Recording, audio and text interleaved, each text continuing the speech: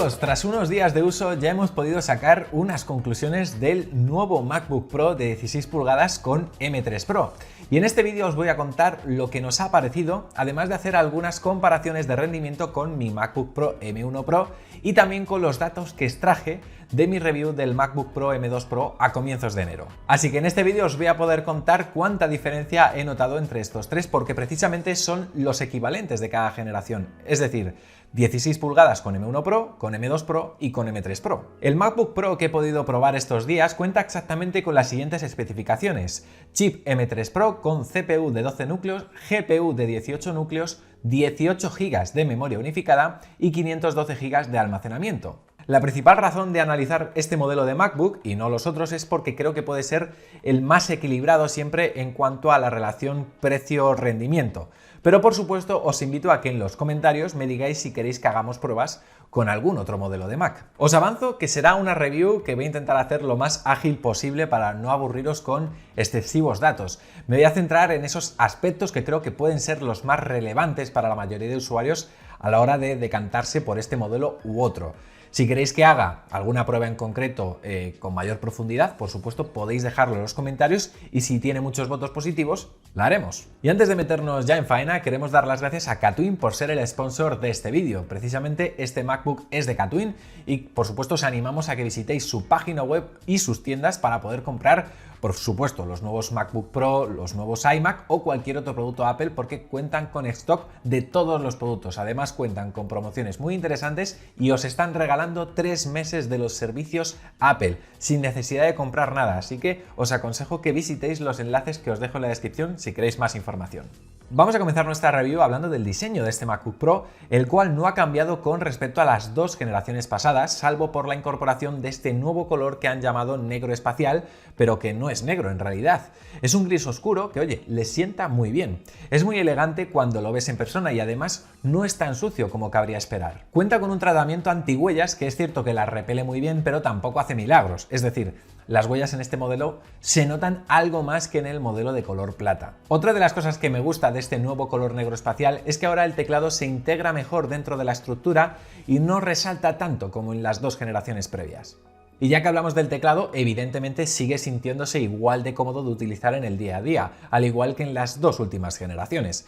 Cuenta con Touch ID y sufre del mismo problema que las versiones previas: es muy sucio. Si sois maniáticos de la limpieza y no os gusta ver las huellas marcadas en las teclas, iros preparando para llevar un trapito cerca. Otro aspecto a destacar en el diseño son las rejillas de los altavoces que nos encontramos a ambos lados del teclado. Y uff, ¿cómo suenan? Obviamente no vais a notar diferencias si ya venís del modelo del año pasado o del de hace 2 años, pero si no es vuestro caso, os va a sorprender la tremenda calidad que tienen. En concreto, es un sistema de 6 altavoces de alta fidelidad, con cancelación de fuerza en los buffers, con sonido estéreo amplio y compatibilidad con audio espacial al reproducir música o vídeo con Dolby Atmos. Si vais a escuchar música mientras lo usáis o queréis ver alguna película con él, la experiencia será genial.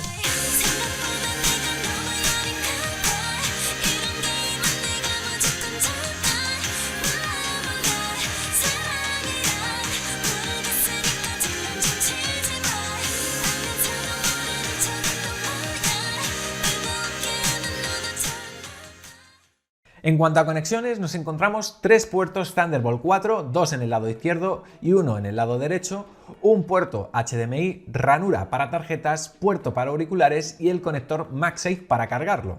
Ojo, esto si compráis el modelo de 14 pulgadas o de 16 pulgadas con chip M3 Pro o superior, porque si compráis la versión con M3 tendréis 2 puertos Thunderbolt 4. En cualquier caso, estos MacBook están bastante bien dotados en cuanto a entradas de conexión y realmente no hay ninguna ausencia destacada. Turno de hablar de la pantalla, la cual se ve espectacular. Es una Liquid Retina XDR de 16,2 pulgadas con una resolución de 3456 x 2334. Además, a nivel de brillo y contraste de color no he visto nada mejor, al menos si hablamos a nivel de portátiles. Cuenta con un brillo SDR máximo de 600 nits, un brillo XDR sostenido de 1000 nits a pantalla completa y pico de 1600 nits en HDR y gama cromática amplia P3. Esto es muy importante porque al fin y al cabo va a dar una calidad calidad de imagen óptima para la realización de trabajos profesionales creativos como pueda ser la edición fotográfica o de vídeo. También es ideal para la reproducción de contenidos en caso de que tengáis que reproducir vídeos, películas y demás gracias a la combinación de esta pantalla y el sistema de altavoces. Además, la pantalla cuenta con tecnología ProMotion, la cual permite tener frecuencias de actualización de hasta 120 Hz.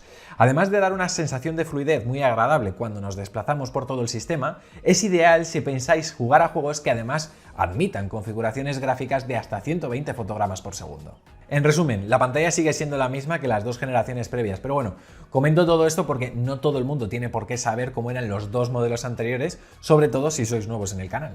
Ahora bien, si vais a conectar el MacBook a monitores externos, debéis saber que el modelo de 14 pulgadas con M3 solo admite la conexión con un monitor, el modelo con M3 Pro admite hasta 2 monitores y el modelo con M3 Max admite hasta 4 monitores externos. Esto lo comento porque me consta que este equipo está muy dirigido para un entorno profesional y hay ciertas profesiones que requieren de tener múltiples pantallas conectadas al ordenador.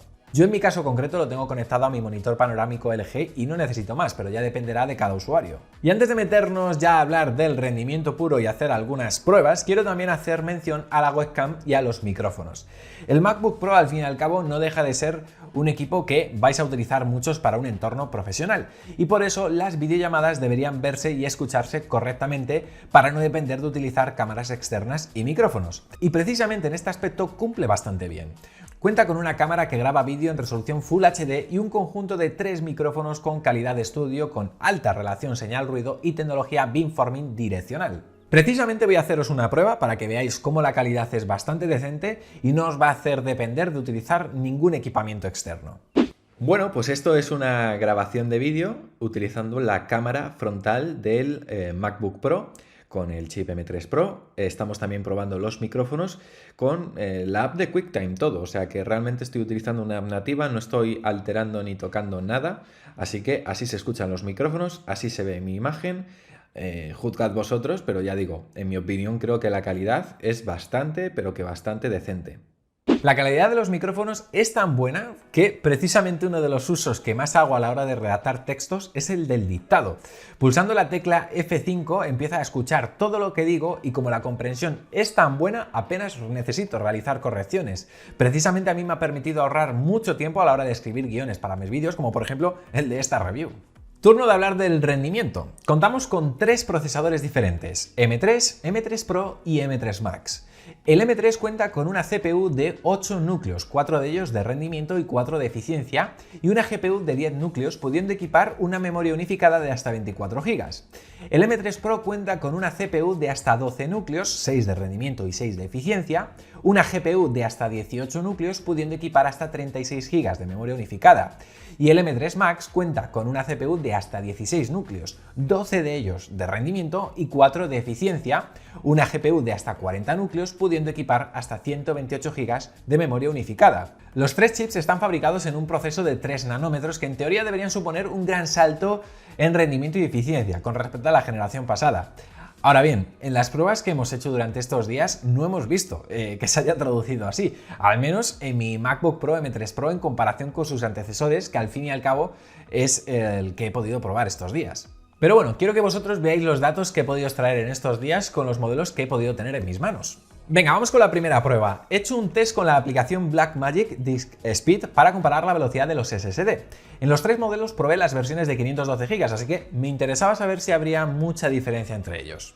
Vamos a empezar con las velocidades de escritura. Por ejemplo, el MacBook Pro obtuvo 4262,5 megas por segundo, el MacBook con M2 Pro 3314,2 y el M1 Pro 5227 megas por segundo. Si nos vamos ahora a las velocidades de lectura, el M3 Pro obtuvo 5087,9 megas por segundo, el M2 Pro 2918,6 megas por segundo y el M1 Pro 4751,7.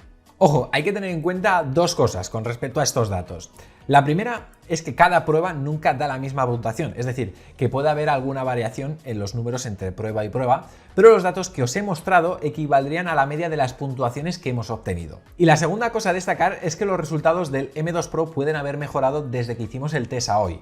No así con los datos del M1 Pro y M3 Pro, que están realizados a la vez, con la misma versión del sistema operativo, con las mismas apps y demás. Lo que pasa que, claro, teniendo los registros del M2 Pro de la review que hice en su momento, quería incluirlos aquí para que así, bueno, recordáramos en qué situación partía este cuando salió en enero de este año. Dicha esta puntualización, vuelvo a poneros ahora los datos en pantalla. Podemos comprobar que el rendimiento del SSD del M3 Pro es bastante superior al del M2 Pro, tanto en escritura como en lectura, aunque sigue todavía un poquito por detrás del M1 Pro en la velocidad de escritura. El motivo de esto se encuentra en la configuración de los chips NAND que emplea el disco SSD.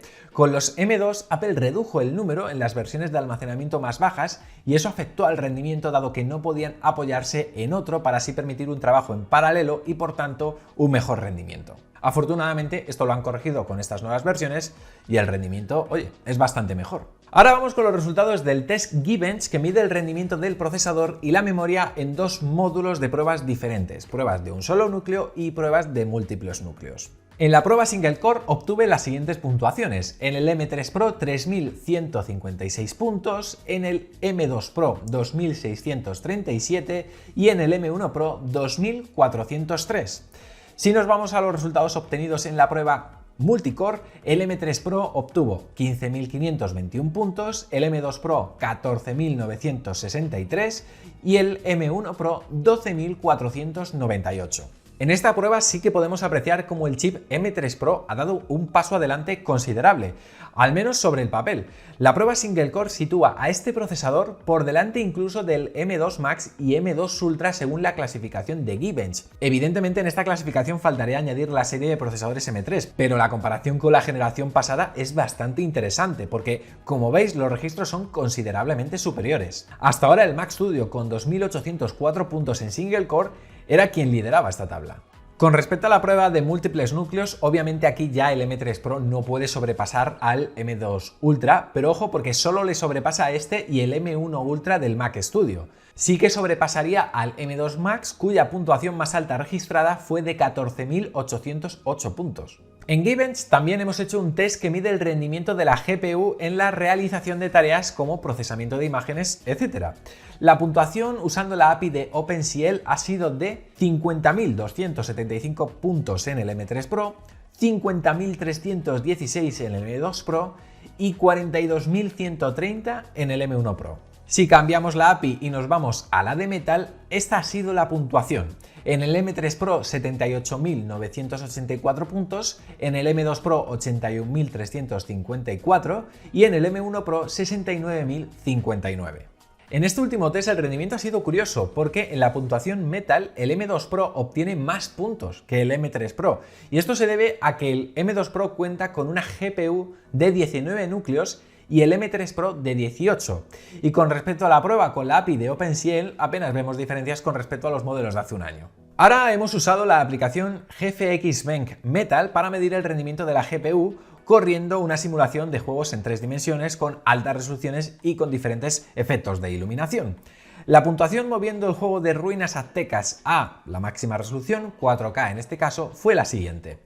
El M3 Pro obtuvo 105 fotogramas por segundo, el M2 Pro 92 fotogramas por segundo y el M1 Pro 77 fotogramas por segundo. En esta prueba es evidente que las diferencias no son demasiado grandes entre el MacBook Pro M2 Pro y este, aunque obviamente por supuesto, el M3 Pro está por delante. Y hablando de juegos, es importante destacar que los nuevos procesadores de Apple cuentan con trazados de rayos por aceleración de hardware.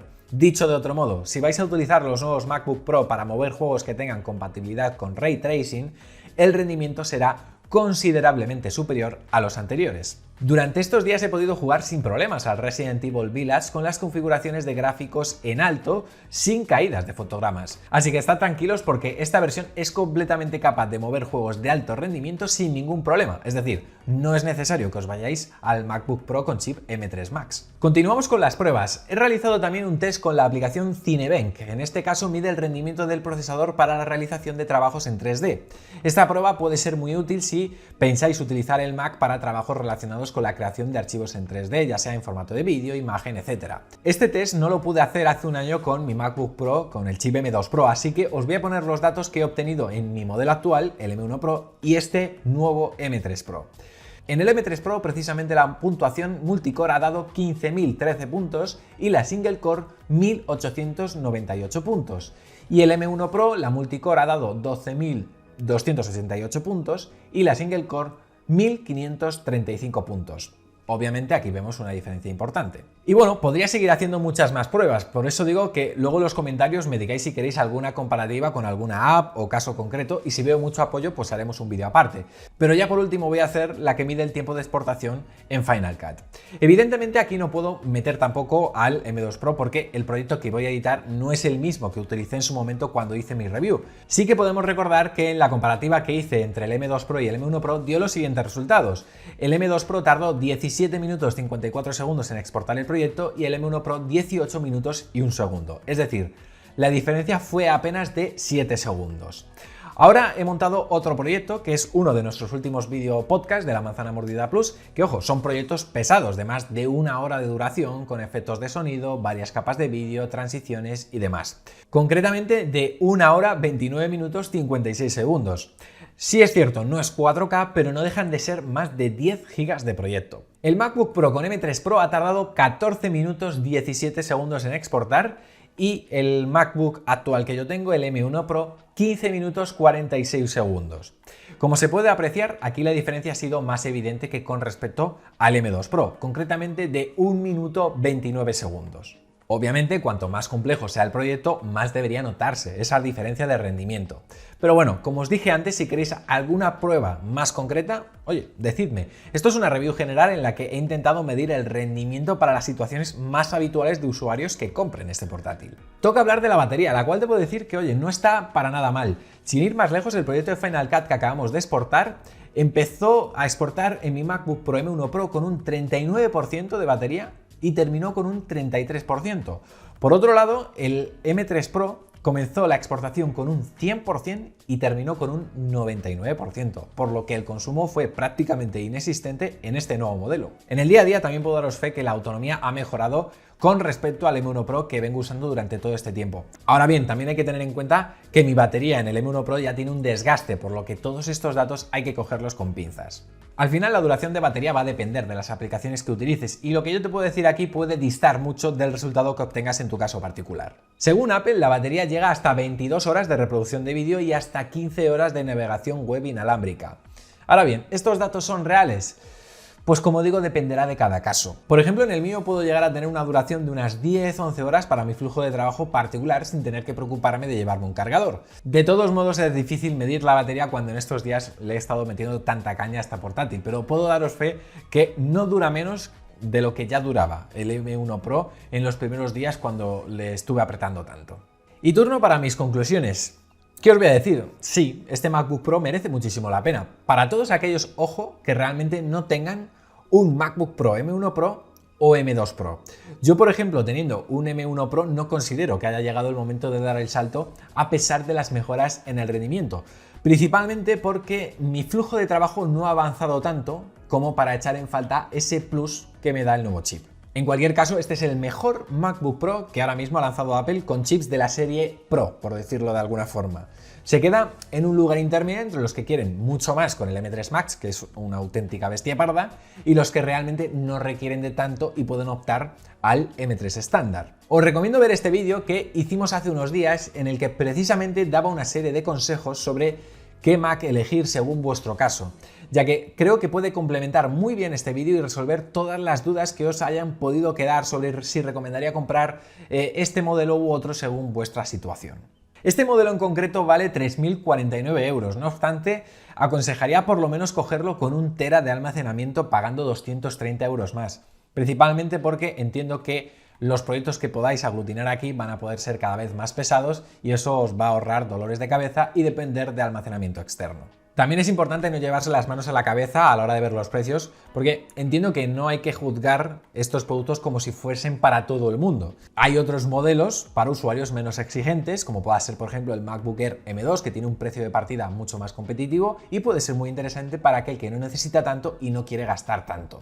También está la opción del Mac Mini, para aquel que ya tenga un monitor y quiera un Mac por menos de 1000 euros. En cualquier caso, ya os decantéis por un Mac u otro, os aconsejo que lo compréis en Catwin. Les damos las gracias de nuevo por ser el sponsor de este vídeo. Tenéis los enlaces en la descripción, no os los perdáis. Y hasta aquí el vídeo, os aconsejo que no os perdáis la recomendación que os va a salir ahora en unos segundos, que es un vídeo que hizo Fabián esta semana y que merece muchísimo la pena porque en él habla sobre todos los problemas que esconden los chips M3, M3 Pro y M3 Pro. El M3 Max es una bestia. Así que bueno, estad muy atentos porque si no habéis visto ese vídeo os va a merecer la pena. Por mi parte, esto es todo, amigos. Si os ha gustado esta review, podéis dejar vuestro me gusta, suscribiros al canal si no estáis suscritos para no perderos nuestros contenidos sobre Apple y nos vemos muy pronto con más aquí. Porque ya sabéis, somos La Manzana Mordida y prometemos hacerlo. ¡Chao!